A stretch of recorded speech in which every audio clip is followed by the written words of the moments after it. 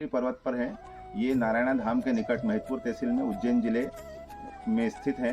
भगवान श्री कृष्ण जब उज्जैन में विद्याध्ययन हेतु आते हैं तो वो गुरुमाता के आदेशानुसार इसी पर्वत पर लकड़ियाँ लेने के लिए आते हैं। अब ये कहा जाता है कि भैया इतनी दूर वो लकड़ियाँ लेने के लिए क्यों आए, तो इसके पीछे कारण ये कि हनुमान जी उत्तराखंड से इस पर्वत को उठाकर ले आए थे संजीवनी बूटी के लिए। तो जब वो संजीवनी बूटी के लिए यहाँ से उठाकर ले जा रहे थे तो आसमान से निकले तो उनका एक भाग जो है वो टूटकर यहाँ पर गिर जाता है, एक अंश। ये कालिदास के मेघदूत महाकाव्य में इसका वर्णन भी मिलता है द्रोणगिरी के नाम से। अब ये होता है कि भगवान श्री कृष्ण का जब यहाँ पर अवतार होता है द्वापर युग में, तो ये तब से उनके त्रेता युग से इनकी जो है प्रतीक्षा कर रहे थे। भगवान राम के दर्शन इस भाग को नहीं हुए, अतः इनकी तपस्या को पूर्ण करने के लिए भगवान श्री कृष्ण जब उज्जैन में पढ़ने के लिए आते हैं तो अपने मित्र के साथ में नंगे पैर यहाँ पर आते हैं और उस आश्रम की परंपरा को निभाते हैं और स्वर्णगिरी जी की प्रतीक्षा को पूर्ण करते हैं, इनकी भक्ति को, इनके समर्पण को पूर्ण करते हैं। भगवान के चरण यहाँ पर रखे हैं, जहाँ इनके चरण स्थापित है उनके चरणों के ठीक नीचे से आप इधर आइए। यहाँ से गंगा जल बहता है, जैसा ऐसा लग रहा है जैसे कि जो हरि चरणों से गंगा बह रही हो। और ये अभी तो बारिश का टाइम है, अभी आप देखोगे इस पहाड़ी से अनवरत पानी बहता रहता है। जब अकाल के साल आए तब भी बहता रहा, और ग्रीष्मकालीन ऋतु में जब आसपास के कुएं और नलकूप सूख जाते हैं तब भी यहाँ से पानी बहता रहता है। यहाँ सैकड़ों कदम के पेड़ हैं। अभी आप देख रहे होंगे ये कदम का पेड़ है, वो कदम का पेड़ है, ये छोटा वाला, ये वाला, ये जो लाइट लगी है ये कदम के पेड़ है।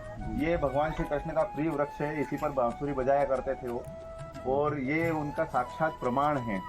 और ये इतने बड़े जंगल में आसपास कहीं भी नहीं, आपको इसी जगह और इसी पर्वत पर दिखेंगे। ये पर्वत यहाँ से लेकर नारायणा धाम तक फैला हुआ है। यहाँ पास में क्षिप्रा नदी है, क्षिप्रा नदी के पास में से इस पर्वत का आरंभ है, अतः यहाँ पर मुखारबिंद है। मुखारबिंद से फिर आगे तक पर्वत जो है फैला हुआ है। इसके ऊपर माता पार्वती का एक मंदिर भी है जहाँ पर माता ने तपस्या की थी, आप वहाँ भी दर्शन कीजिए। भगवान श्री कृष्ण के चरण पड़ने के कारण कहते हैं कि ये स्वर्ण का हो गया था। तो जब ये स्वर्ण का हो गया तो इसका नाम जो है वो स्वर्णगिरी हुआ। आज भी कहते हैं कि वर्ष में एक बार यह स्वर्ण का हो जाता है। इस पर्वत को गिरिराज पर्वत के समान मानकर इसकी परिक्रमा की जाती है। हर शुक्ल पक्ष की एकादशी समिति इसको भव्य रूप में करती है। बाकी जो आम भक्तजन है जब भी आते हैं, संत लोग हैं, सब करते रहते हैं। पूरा प्राकृतिक वातावरण है और प्राकृतिक छटाओं से आच्छादित है।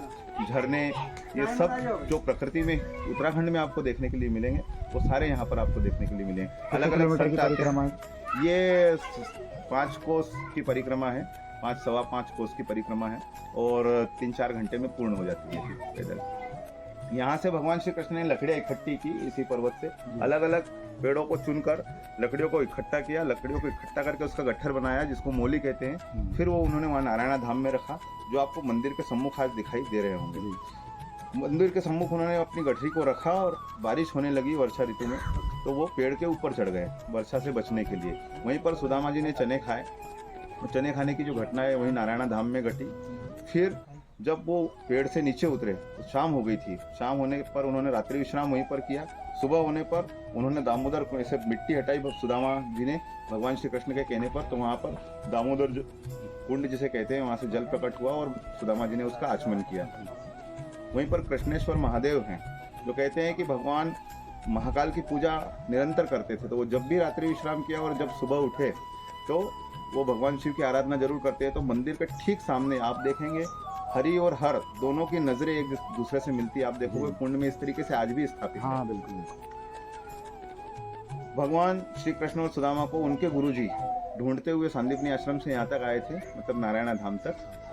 नारायणा धाम तक आए थे तो उन्होंने अलग अलग जगह कहकर अलग अलग आवाज़ लगाई। जैसे कहते हैं कि बिहारिया में बिहारी कहा तो गांव का नाम बिहारिया पर, नारायणा धाम में नारायण कहकर उनको पुकारा, तो इस कारण इस गांव का नाम जो है वो नारायण पड़ा। आज नारायणा धाम से विश्व विख्यात है। मुख्यमंत्री जी की पूरी आस्था यहाँ पर है। ये स्थान कृष्ण पाथेय से जुड़ा हुआ है। आप यहाँ पर पधारे, आपका बहुत बहुत धन्यवाद, आपका बहुत बहुत धन्यवाद, अभिनंदन। जय श्री कृष्ण। जय श्री कृष्ण। फिर मैं